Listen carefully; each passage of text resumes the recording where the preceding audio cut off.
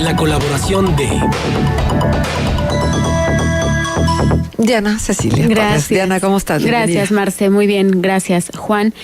Contenta de estar con ustedes y de poder compartir con el auditorio algunas reflexiones respecto a lo que, pues, sin duda va a marcar la agenda comunicativa pública de este año, que es el proceso electoral. Y pensaba por dónde podríamos ir dibujando como un análisis de la comunicación que se va a ir dando en el proceso. Y una pregunta frecuente que he escuchado últimamente tiene que ver con quién va a dictar la agenda, es decir, cuál de todos los elementos participantes tendría que tener nuestra atención en función de ir dictando la agenda. Y más o menos retomo algunos asuntos de estrategia de comunicación política para poder ir vislumbrando algo ahí. Sin embargo, creo, y antes de cualquier cosa decir que la responsabilidad para posicionarse ideológicamente pues es de todos los candidatos, ¿no? Hay un deber ser que tiene que ver con la obligación cívica y moral que tendrían que tener todos de dejar clara su postura ideológica, su propuesta ideológica, sobre todo pensando, Marcela, Juan, a mí me preocupa que sí se hacen planteamientos pensando en llegar a obtener la presidencia de la República, por ejemplo, hablando de los precandidatos presidenciales, pero que también tendremos que ir viendo una postura ideológica que nos deje ver también qué harían si no ganan, porque finalmente de no ganar también se van a quedar en la esfera pública y también van a tomar decisiones públicas siendo oposición, ¿no? Ahora que escuchaba los comentarios del público después de la participación de la síndica de vigilancia, digo, me quedaba, es que qué difícil cuesta establecer un discurso desde la oposición, cuando muchas veces puede ser un balazo en el pie. Y eso se convierte en un balazo en el pie a lo que tu propio partido ha venido haciendo en la medida en la que no había una postura ideológica clara. Entonces, la responsabilidad es de todos. Sin embargo, lo que yo vislumbro que puede ocurrir va más o menos así. Hasta ahora lo que veo es una elección 3-2-1, o sea, 3 candidatos principales. Normalmente cuando eso ocurre, las disputas en estrategia de comunicación son más o menos así. Los que se pelean son el 1 y el 2. Y el 3 tendría que lanzar un mensaje bien diferenciador para poder colarse a esa batalla, ¿no? El asunto aquí lo que me parece es que nuestro número 3, que en este caso lo que las encuestas marcan hasta ahora sería José Antonio Meade, tiene 2 grandes factores que me parece complicado que lo logren diferenciar como hasta colarse. Primero, lo gris del personaje por sí solo, ¿no? O sea, un personaje complicado de prender a la gente. Y eso tiene que ver netamente con su personalidad. O sea, sí, ya está. Hay gente que prende y hay gente que no prende. Bueno, José Antonio Meade no prende. Y eso, bueno, ya está. Lo han intentado, pero creo que entre más lo intentan, más se tropiezan. Porque es muy complicado hacer mostrar a alguien con algo que va contra su propia naturaleza de su discurso y de su personalidad. Y lo otro me parece que la otra barrera que veo para que pudiera llegar a colarse en esa pelea por la gente entre el 1 y el 2 tiene que ver con lo complicado de plantear una agenda combativa siendo gobierno, ¿no? Claro. Tiene que ver con lo complicado que es decir, vamos a acabar con la corrupción. Es un reconocimiento cuando tu partido, exacto, de la corrupción. Claro, ¿no? O vamos a acabar con la impunidad. Con la pobreza. Sí, tú eres el que gobierna. O vamos a acabar con la pobreza. Sí, está en tus manos. Entonces, o estuvo en tus manos. Incluso particularmente en sus manos. Entonces, ahí hay otra barrera natural. Es decir, es difícil ser combativo cuando tú eres el que está hoy en la palestra, ¿no? Entonces, desde esa perspectiva, por lo menos la teoría de estrategia de comunicación política lo que nos plantea es que entonces el debate va a quedar entre el 1 y el 2, que en este caso son Andrés Manuel y Ricardo Anaya. ¿Qué veo y qué se plantea por lo menos desde a la distancia? Ahí tenemos que empezar a evaluar el nivel de posicionamiento y el nivel de conocimiento que tienen cada uno.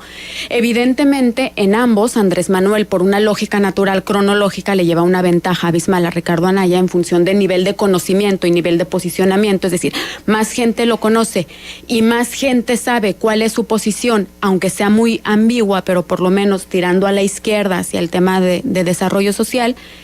Y desde esa perspectiva, pues la teoría nos indica que Andrés Manuel es más probable que nadie de muertito.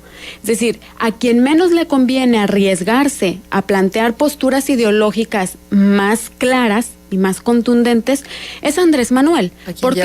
Por una ventaja natural, irse de muertito, ¿no? Pero a ver, yo creo que Andrés Manuel López Obrador debe estar revisando muy bien lo que le ha ocurrido en las anteriores contiendas y tal vez algo de lo que le pasó en las anteriores contiendas tendría que servirle de lección para que no los errores que se cometieron en otro momento no vuelvan a ocurrir, aunque muchas de las veces hay una transferencia de responsabilidades pensando que el gobierno en turno fue el que le dio al traste al proyecto de Andrés Manuel López Obrador. Y en ese sentido, entonces, las veces que ha venido hablando Andrés Manuel López Obrador en relación al tema de seguridad, en relación al perdón con Peña Nieto, en relación al perdón con Salinas de Gortari, o sea, como de pronto deja ver una cara de Andrés Manuel López Obrador que no es la cara combativa y echada para adelante que luego, sobre todo muchos de sus seguidores identifican, ¿no? Sí. ¿A ti qué te parece esto de que va a tener que comprometerse y va a tener que salir a la palestra por más ventaja que lleve a decir que sí y que no va a hacer en un momento dado si el voto le favorece? Yo no estoy segura todavía que vaya a tener que posicionarse, y ahí es donde viene el tercer punto de mi reflexión. Eso depende de Ricardo Anaya. Es decir, Andrés Manuel va a tener que tomar postura y dejar claras estas ambigüedades. O sea, cuando hablamos de perdón, o sea, a ver, ¿qué entiendes por perdón? O sea, porque luego también son cosas como muy ambiguas, ¿no? Sí. Y que se prestan a la interpretación. Exacto, en los dos sentidos. Sí. A mí lo que me parece, y ese es el punto final de mi reflexión, es que esa responsabilidad la tiene Ricardo Anaya. Es decir, la responsabilidad de hacer que el que va adelante empiece a bracear para dejar nadar de muertito es del que viene atrás. Es decir, en función de que el que viene en segundo lugar lo vaya empujando a la necesidad de un posicionamiento más claro y más duro sobre ciertas cuestiones, Andrés Manuel tendría que posicionarse. Que de hecho es lo que está haciendo Anaya. O sea, lo está presionando para que diga, a ver, ¿perdón de qué? O sea, ¿de qué manera? Claro, Juan. Y luego, amnistía a los narcos, ¿cómo? Sí, pero sin embargo creo que también ese tipo de presión a Ricardo Anaya le puede durar poco, porque la pregunta se revierte. Es decir, ¿y entonces tú qué sobre esto? O sea, me parece que aquí hay un asunto bien interesante. Tengo una expectativa muy importante sobre cómo sí se va a posicionar Ricardo Anaya. Es decir, la forma de presionar a que Andrés Manuel se posicione no es necesariamente preguntándole, bueno, ¿qué entiendes por perdón al narco? Sino es dejando clara tu postura sobre lo que tú sí entiendes por perdón o no perdón al narco, para que entonces sea inminente que el otro también tenga que decir para él que eso no es perdón al narco. Y aquí me parece que la responsabilidad en la construcción del discurso de la campaña, por lo menos a este momento, yo la veo completamente centrada en Ricardo Anaya. Es decir, es quien va a empujar o dejar que siga nadando de muertito. Porque además Andrés Manuel tiene son asuntos diferenciados, ¿no? Andrés Manuel es el que tiene más negativos, pero además es el que tiene más negativos definitorios. ¿Qué quiero decir con esto? Ricardo Anaya y José Antonio Meade son candidatos que podrán no gustarte. Y ya está, no lo compartes. Andrés Manuel tiene gente a la que no le gusta y está dispuesta a hacer todo para que no gane. Es decir, no solamente tiene gente que no le gusta, tiene enemigos activos. Tiene enemigos activos, que me parece que no los tienen Ricardo. Bueno, Ricardo Anaya tiene algunos dentro de su partido, ¿no? Pero no abiertamente. O sea, podrán tener gente que simplemente no prenden, me da igual, los veo pasar por enfrente. Andrés Manuel sí tiene enemigos activos. Sin embargo, también me parece que este histórico de las campañas de Andrés Manuel vienen haciendo que esos enemigos activos le sumen. Porque entonces resulta que los rusos ven que todos están complotando en mi contra, y luego resulta que malinterpretan el asunto del perdón, todos están complotando. Entonces, ven cómo soy el enemigo a vencer, ven cómo inventan cosas, ven cuánto miedo nos tienen porque va a venir el cambio. Entonces, incluso los negativos más activos de Andrés Manuel le están resultando positivos. Claro, refuerzan su postura de víctima ante su público cautivo. Claro. ¿A dónde voy? Creo, insisto, que quien podría llegar a empujar a que eso se rompa es Ricardo Anaya. A mí me parece que va lento. O sea, a mí me parece que la campaña va avanzando, y además de verle tocar cuánto instrumento de cuerda se le pone en las manos, No, o sea, De no. cuerda y no cuerda, ¿eh? Pues sí. O resulta O que sea, sus lo mismo toca habilidades- la jarana que el sintetizador. Sí, sus habilidades musicales ya nos quedaron claras. ¿Qué sigue? O sea, ¿cuál va a ser esa postura?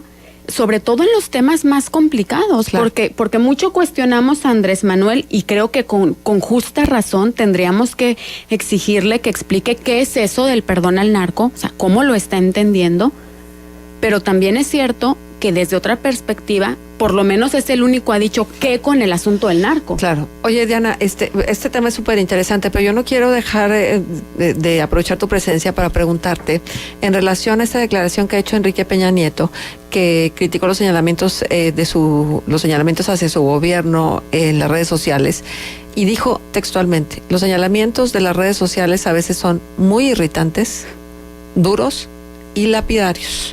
Dijo Enrique Peña Nieto en relación a los señalamientos, que poco recoge los logros y avances que hemos tenido como nación. ¿Te parece a ti que en las redes sociales no ha habido espacio como para que esos logros y esas ventajas competitivas que se han venido construyendo en el sexenio de Enrique Peña Nieto tengan cabida? Yo te diría dos cosas. Me parece que la postura del presidente sí, lo voy a decir, es muy ignorante, en el sentido de que, a ver, el problema no es el medio, el problema es lo que piensa la gente. El tema es que esos comentarios lapidarios y negativos, o sea, el problema no es de Facebook, o sea, el problema es que la gente ya lo piensa, solo que hoy tiene un medio que el señor puede leer y puede escuchar, pero hace décadas también había comentarios lapidarios y negativos sobre el quehacer de un presidente, el asunto es que nunca se enteraban, ¿no? Y lo otro me parece bien interesante porque en esta mesa lo discutimos muchas veces, incluso a nivel local, ¿no? El señalamiento del gobierno de es que no ven lo bueno que hacemos. Bueno, esa es responsabilidad de usted, señor, y de su equipo de comunicación. No, y aparte de mostrar que realmente eso que creen que es bueno. Claro, porque una cosa también, el otro día lo tuiteaba, ¿no? Hay toda una comunicación que tiene que ver con asumir como logros, cumplir con tus obligaciones. Entonces, a ver, no va a haber un aplauso por tapar un pozo. O sea, para eso le pagamos, por eso lo elegimos, quienes lo hayan elegido, ¿no? Creo que sinceramente me parece que ya hay se está perdiendo el conocimiento de cómo se dialoga con la sociedad. Mil gracias, Diana, por tu presencia. Gracias, Como Marcia, siempre, un Juan. gusto tenerte aquí. @Diana Torres. La encuentran en Twitter.